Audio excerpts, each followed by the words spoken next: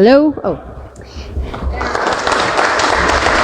I would like to welcome to the stage Governor Glenn Youngkin and Suzanne S. Youngkin.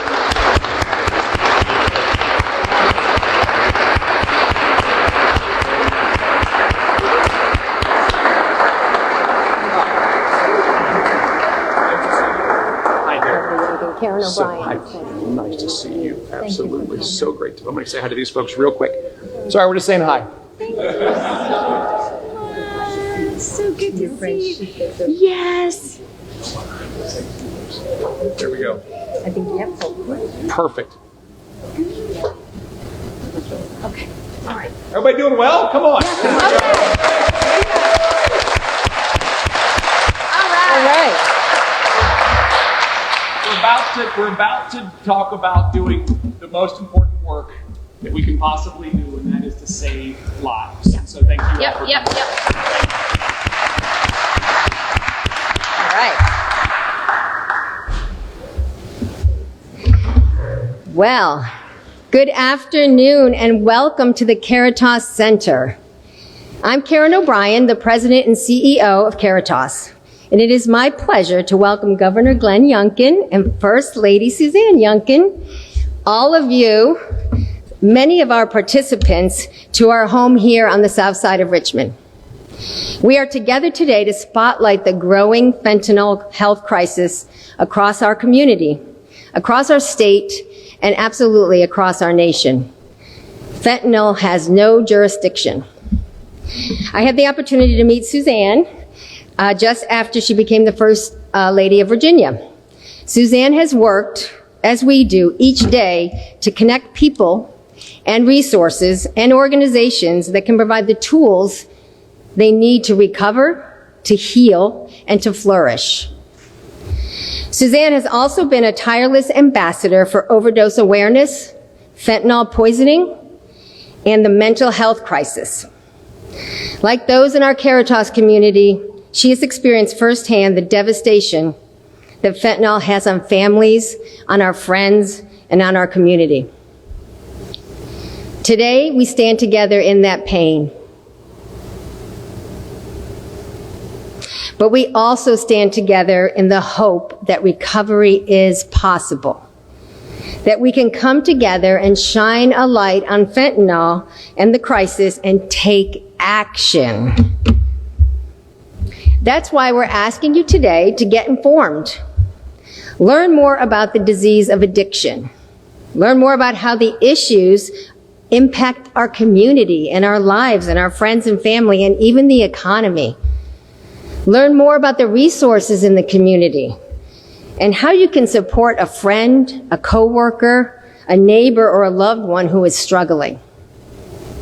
We welcome the opportunity to share more with you, have information and resources here, but you can also find many stories, resources, strategies from our other partners who are doing this very hard but very meaningful work to help people find pathways to recovery. At Caritas in the Healing Place, we provide a safe place for healing and hope to blossom for men and women struggling with addiction. More than 10,000 individuals have walked through our doors and said, I need help. I can't live like this any longer. Immediate access to recovery services is vital when battling this disease. I met Charles, and when I met him, he was about 114 pounds, 6 foot tall, filthy dirty, had lived in abandoned houses and crack houses for the last 3 years. Charles was in rough shape. He came to the door. His peers literally pulled him inside and said, we got you. Charles committed to our program, our long-term residential program. You show up and say, I need help. And he committed to the program. And often I'd find him sitting in my office. And I'd be like, Charles, what are you doing? And he'd say, I'm watching you. I'm listening to you. I'm learning what it's like to live in recovery. How do I live on the other side of addiction? I don't know anything else. So peers become very powerful.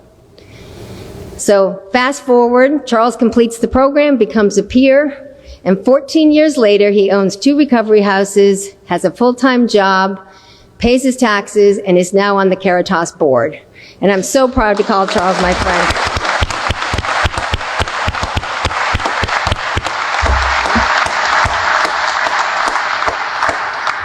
It takes a village to provide these services, to embrace people with the support and healing they need to live a full life in sobriety, recovery, and life beyond the circumstances of homelessness. As one of our volunteers shared recently, the transformation really goes both ways. He's here often helping our folks. We see hope play out every day at Caritas as people recover from addiction and housing crises. But in the process, we grow in love, understanding, vulnerability, and honesty. And it is a beautiful thing to witness. Let's bring people to the pathways of healing and recovery and not let fentanyl cut a life short. We're hopeful that one day people will treat those struggling with addiction and their loved ones the same way we treat them if they had any other illness.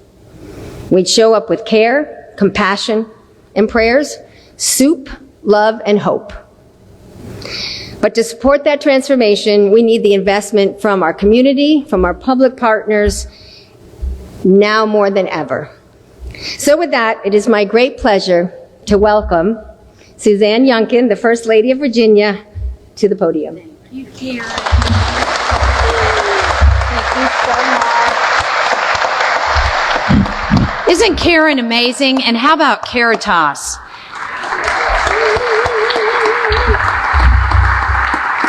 I'll get to Sheikah later. I'm putting on my glasses. I never wear my glasses, but my team gave me so many statistics to go over with you all. I have to get the numbers right.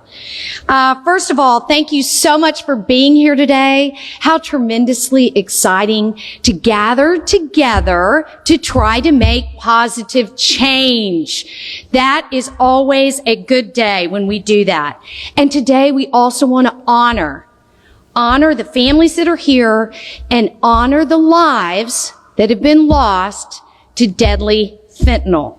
We want to bring glory to their names and their memories, and we want to make sure that no other Virginian, no other American, no other person made in the image of God is poisoned by fentanyl. And that's why we're here today.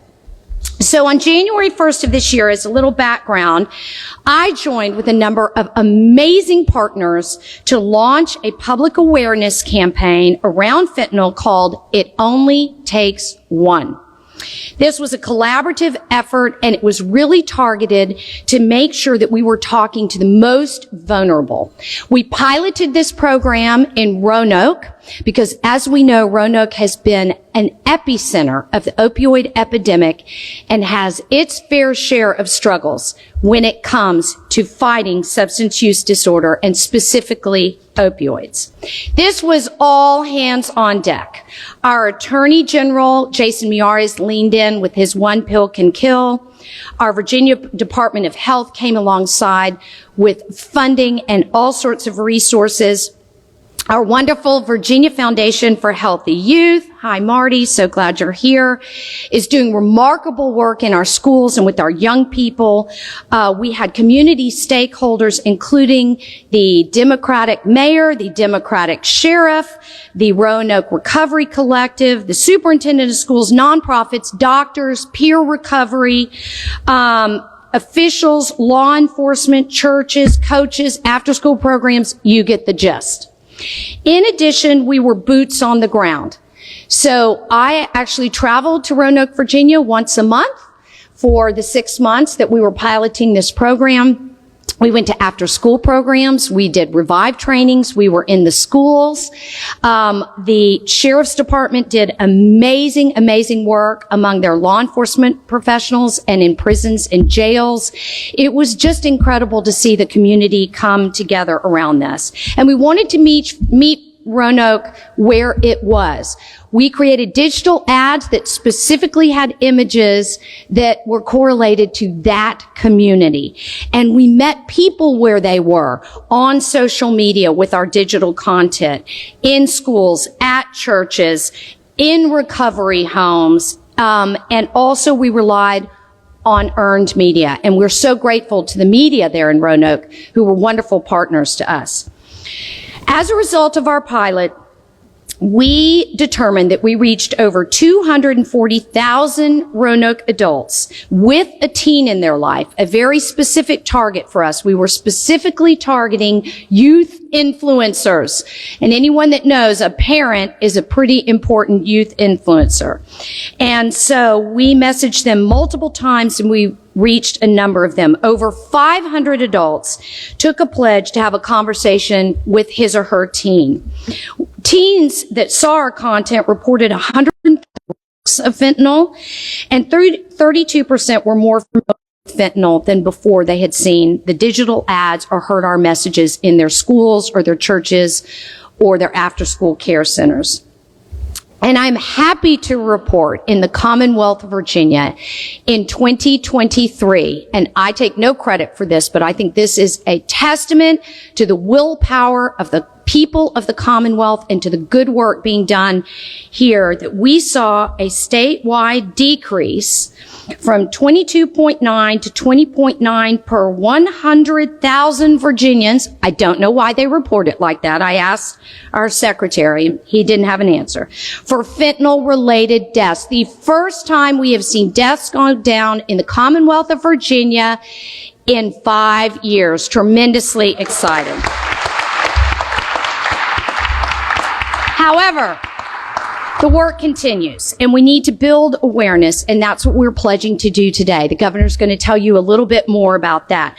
I did want to point out that I partnered with the First Lady of New Jersey, Tammy Murphy, who happens to be a Virginian, I might add, on a awareness program just last week. It was National Fentanyl Prevention and Awareness Day on August 21st, and over 35 other states, first spouses in other states, pledged to join our initiative. It was tremendously exciting. They pushed messages out on social media. In some states like ours, the Commonwealth of Virginia, flags were at half staff in honor of lives lost. We saw that across the country, and buildings were lit in purple, the color of recovery. And so it was a really tremendously exciting day. And I hope that Virginia continues to lead on a national scale in terms of speaking into this issue, making change, and shaking people up to the importance of knowing more and talking to loved ones about the fact it only takes one. And last but not least, I want to talk a little bit about today. And I'm not going to steal any thunder, but today we are launching something called the Fentanyl Families Ambassadors Program. I see so many familiar faces here. It is pure joy for me to see some of you who I have been with when it's not been pure joy, coming together today to love on one another and to commit yourselves to turning your passion for this cause into productivity for other people's lives. And so what we're doing today is we're going to empower our fentanyl families in the Commonwealth of Virginia in 3 ways. Give them tools to increase awareness, give them tools to increase advocacy, and make sure that we create a strong alliance of believers in this cause and voices into this mission. So we will be working with them immediately after this gathering, talking to them about how to talk to them. That would be the news media in their communities, so that they will have the tools that they need and the training they need to really implore people who have larger platforms to push our messages out there. We really want to drive change. Their stories are the ones that matter. Their stories are why we're here. And as we do this, as we amplify their stories, we hope that it will continue to encourage and continue to put Virginians on a healthier path to wonderful lives. And I just want to end with saying that this journey for us has been one that was indeed born out of pain and out of loss. But I think what we have seen is that beautiful fruit has been produced from that pain. And it has certainly given me, as a first lady, a sense of purpose. And I am wholly committed to continuing this conversation because unfortunately, this deadly opioid is a product of our time. So it is our time to step into the gap and save lives. And I'm so grateful to everyone that's here today, especially our special guest. So when I visited Caritas, I got to meet Sheikah. And I sort of saw her interacting with other people. I knew that people held her in very high esteem. She had a beautiful smile. She was very welcoming. Little did I know when I met her the pain that she had been through. And her name means wisdom and leader of community. Isn't that fantastic? Her journey to reclaim her true self began through the transformative love and support here at Caritas. She faced incredible challenges, including addiction, abuse, homelessness, but found the strength to rise above. Today, she embodies her name, standing as a wise, strong leader within her community. And when I was reading her bio, she claims to be, and I believe it is true, a woman of deep faith in a God who wholly redeems. She is a peer navigation specialist here at Caritas. She is an amazing human being, and she is someone that I look up to greatly. Please welcome her to the podium. Thank you, Sheikah. Thank you so much. So proud of you. Get this out of your way. Yes, ma'am. Good afternoon. My name is Sheikah Lyon. I'm a person in recovery. My sobriety date is 7/7/21, and for that I'm truly, truly grateful. Since that day, I have not found it necessary to use any mind-altering, mood-altering chemicals. But let me tell you how I got here. I'm originally from Fort Worth, Texas. I migrated to the state of Virginia by way of sex trafficking and substance abuse disorder. I ended up in all the jails, institutions. It was at Chippenham's Tucker's Pavilion that I met a crisis counselor who referred me to the Women's Healing Place. When I got here, I was homeless, hungry, and helpless. I had no credentials, had no insurance, no ID. I didn't understand that a short-term program was not going to help someone like me who had been in active addiction for over a decade. I needed the long-term treatment that the Healing Place and Caritas offered. So, the first 4 months I was not as willing. I ended up returning to use. I went back out, and when I came back in, it was my peers, it was the staff that made the decision for me because I was not strong enough to say, yeah, I'm ready. I was not strong enough to make that decision for me. So it was my peers. And that's when I realized the importance of fellowship, the importance of community, right? And your peers helping you along the way. So I made the decision to restart the program, did the 12 steps, came through the educational part of the program, went up into the workforce development program, which was very powerful. It helped me with my confidence. We do resume building, mock interviews, Myers-Briggs personality tests, just finding out who I am. Because for so long, I had all these aliases of what the streets wanted me to be. And for the first time, I had experienced agape love, neighborly love from total strangers. And I have never felt that type of love from my own flesh and blood back home. That is what's keeping me here in the state of Virginia, you all. So I graduated, I commenced, I was afforded the opportunity to go in through the peer mentor's office and give back. That is the ultimate give back, because for so long I was a student. Somebody was teaching me, pouring into me. And so I was given the opportunity to be a peer mentor and give back. So I went into the peer mentor's office, but before that I had to take care of some legal, had to clear up the wreckage of my past, and it was my boss who I work for now who told me to pack my things and go take care of my business and turn myself in. So I went and did that, and I came back. That's when I learned what perseverance meant, right? This program and this place has taught me so much, so many life skills. It builds character. And for one, they restored me back to sanity, because I didn't realize the things that I was doing and the decisions that I was making was insane, to keep doing the same thing and expecting different results. So now, fast forward, I commenced the program. I went into the peer mentor's office, and then I alumnied out and became a peer navigator for the Caritas Recovery residents. So Caritas has several entities under one umbrella. We have the emergency shelter for men and women. We have the healing place for men and women. We have the furniture bank, and then we have the workforce development program. So fast forward, all of that, I said all that to say now I'm a peer navigator. I am a registered peer recovery specialist. I'm alumni number 5 from the Women's Healing Place. And I never thought, you couldn't have walked up to me years ago and said, hey, if you just stay in position, this is going to happen, this is going to happen, that's going to happen. Yesterday, I started school for the first time. I hadn't been to school. I've graduated high school, but I've never been to school, been to college. So now I'm going to school to get my social worker's degree. And just God is opening so many doors, and I'm just walking through them gracefully, but with the support of the people who I have in my corner, like therapists, mentors, sponsors. It really does take a village. It really does. I cannot do this on my own.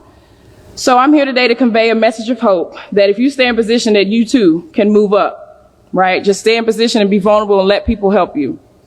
And I'm truly, truly grateful.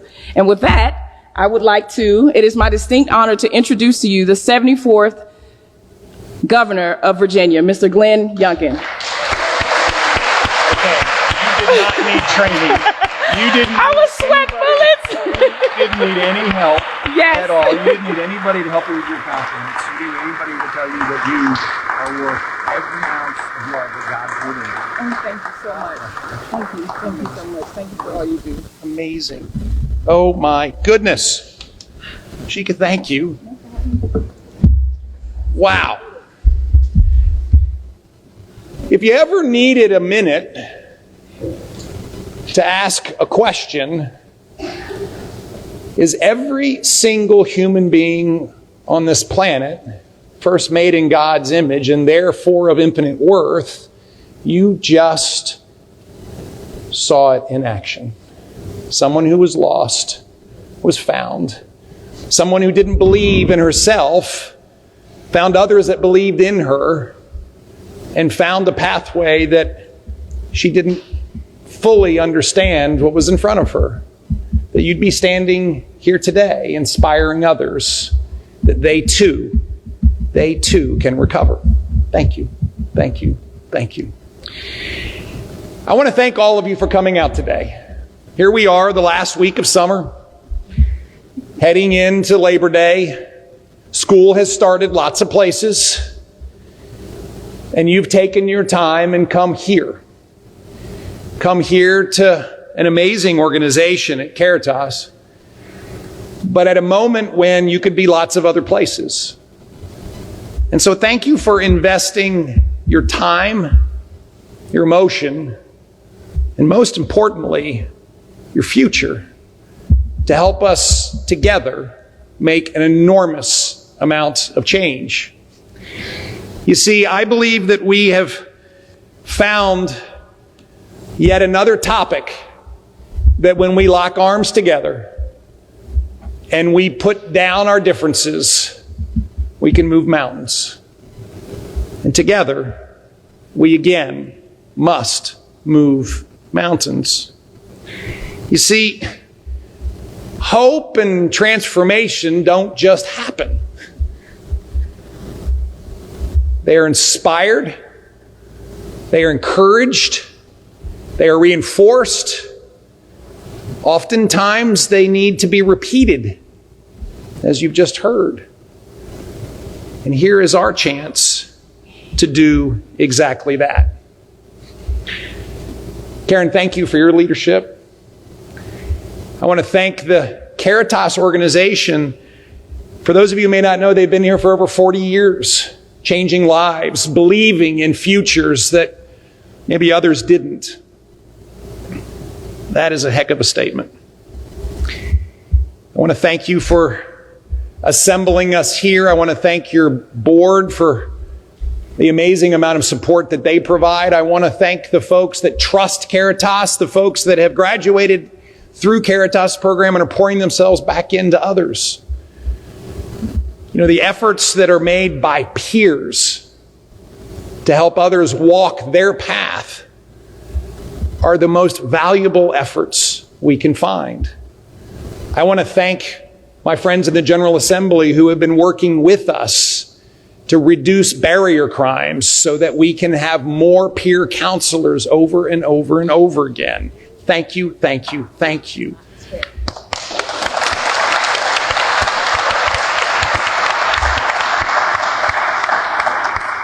Today we are here together as one body, ready to take a giant step forward.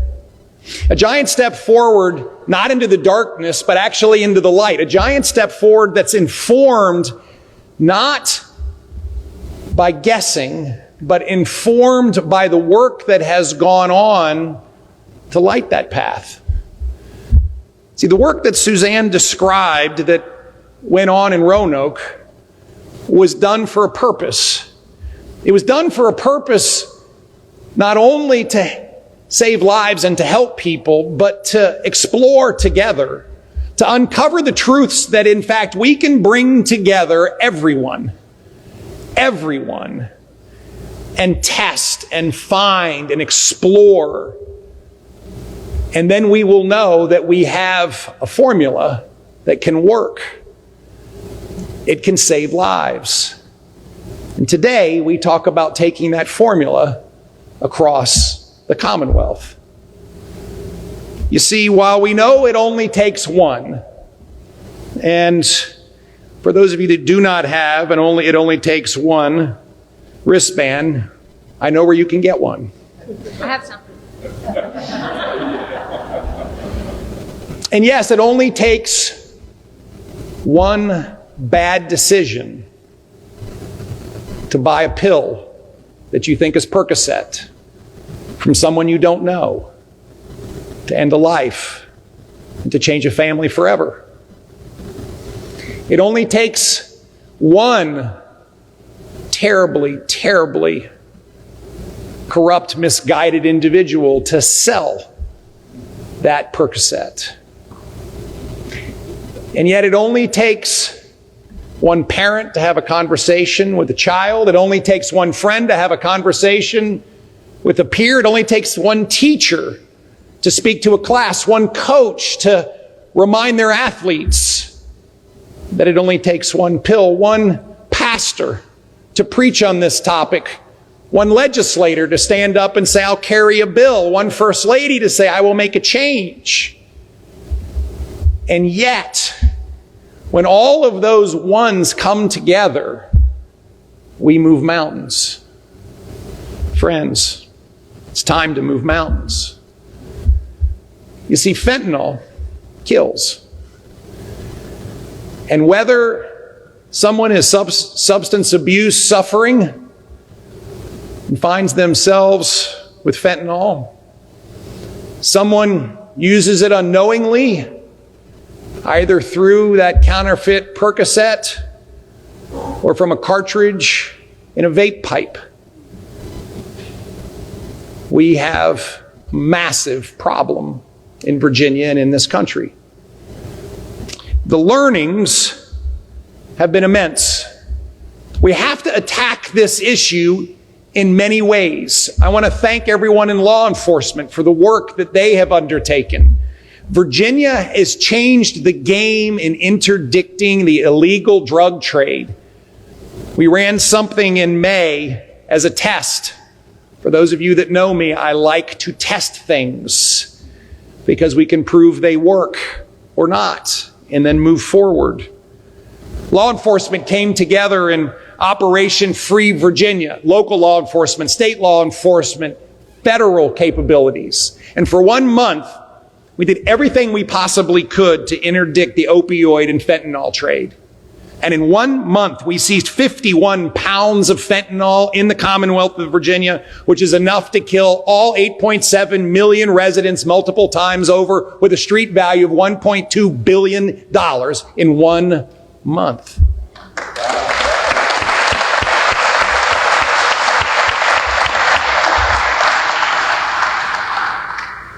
We also know that we have to stop the distribution. And there was an amazing piece of legislation that was passed last year, carried by Mark Obenshain, that for the very first time now holds anyone with a pill press guilty of a felony, they will go to jail for a long time. And again, I want to thank my friends in the General Assembly for fighting to pass that legislation. We must change the distribution and hold the distributors accountable.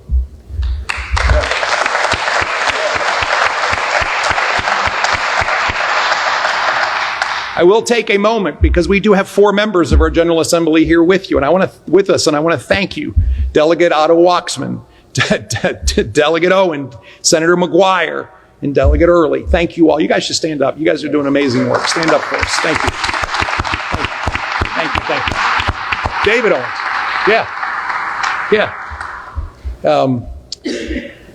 I will say the work that this group does is incredibly important. Next, we recognize that we have to make sure that people understand the threat of fentanyl. And the reality is most people don't. We have visited schools all over the Commonwealth. I remember visiting a school with Delegate David Owen. We visited a school, and what we hear over and over and over again from students when we tell them that this little gram of fentanyl, 2 grams of it, can kill you. And they look at us and they say, we didn't know. We never heard this. And so we fully believe that at the top of the list, we must educate everyone of the risks of fentanyl. And that's why the One Pill Can Kill effort that was undertaken in Roanoke was so important. How do we communicate with teens?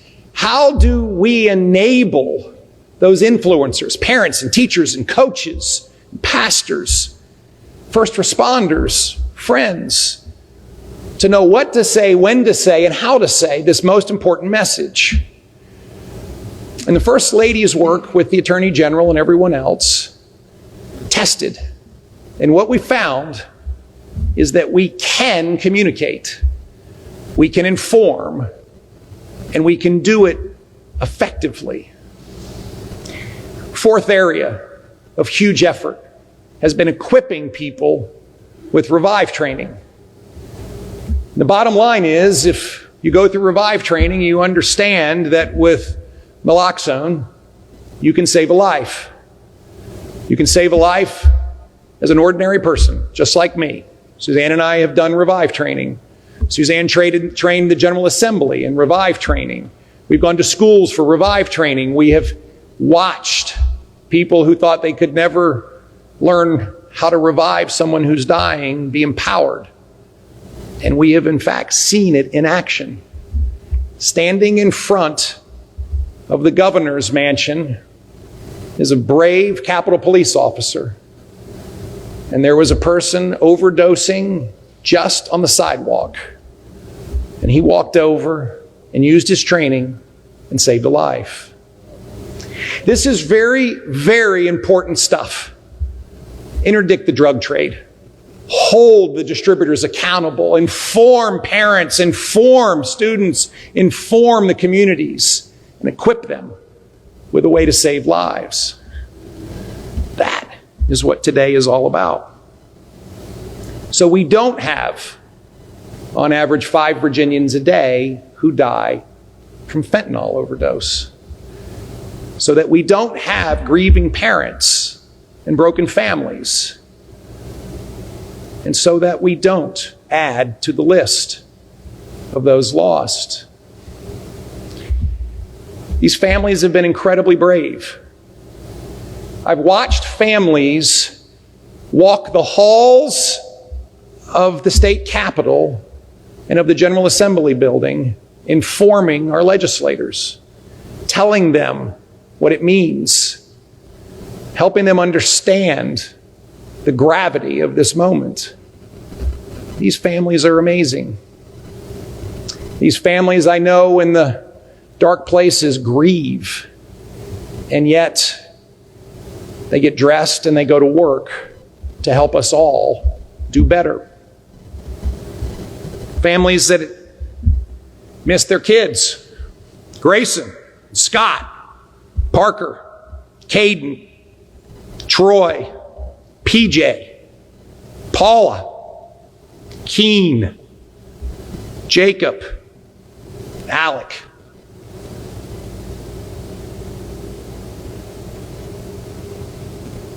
Real stories of lives ended. So together we're taking steps, and the steps are critical. Today we are announcing that we are taking the It Only Takes One campaign statewide.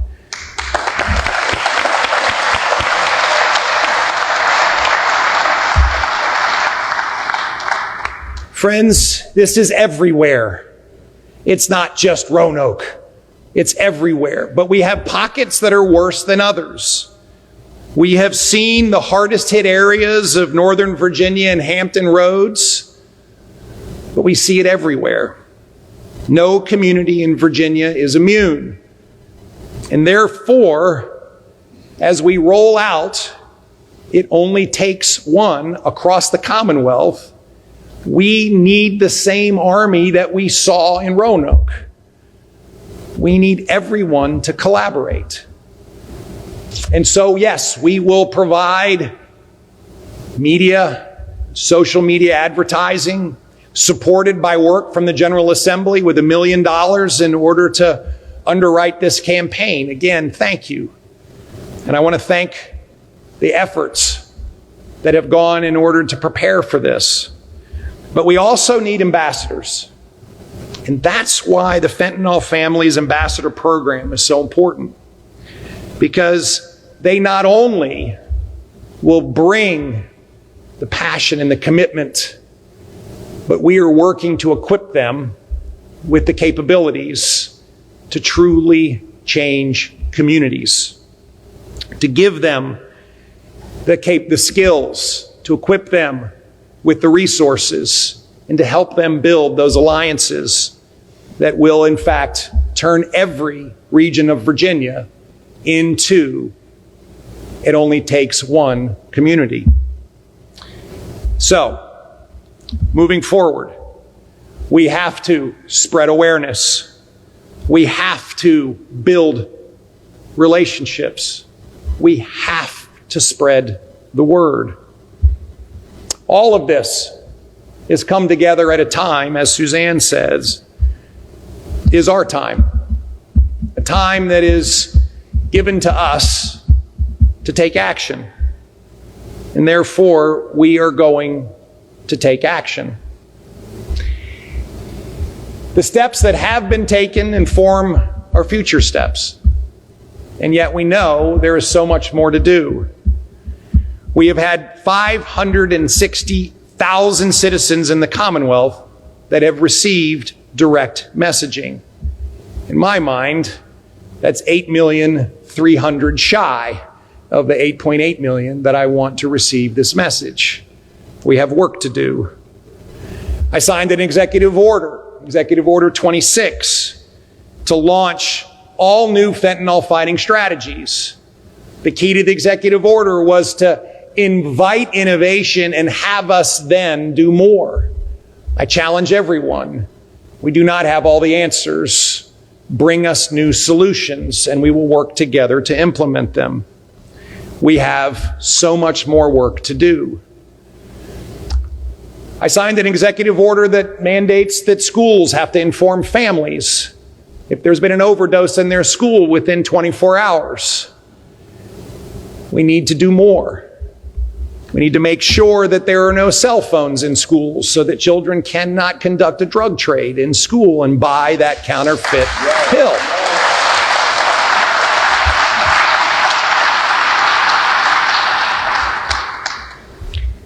Rest assured, we are in this together.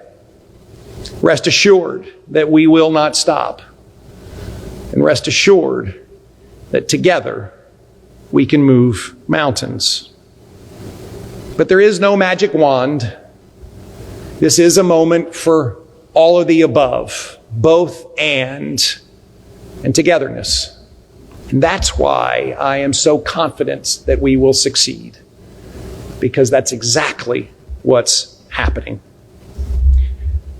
In closing, we're going to have a very important step today.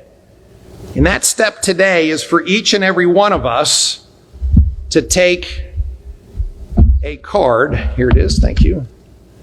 Is to take a card and commit personally to spread the word. See, this card says, I, Glenn Youngkin, will have a conversation with every other governor in America about fentanyl because together we can make change. Each of you, I'm asking, fill out a card. See, I already filled out one of these that said, I, Glenn Youngkin, will have a conversation with each of my 4 children about fentanyl because I love them. See, we can impact our family and we can impact our community. And so before you leave, I guess I could call this an executive order. Get a card and fill it out and make a commitment. And together, we will make Virginia even better.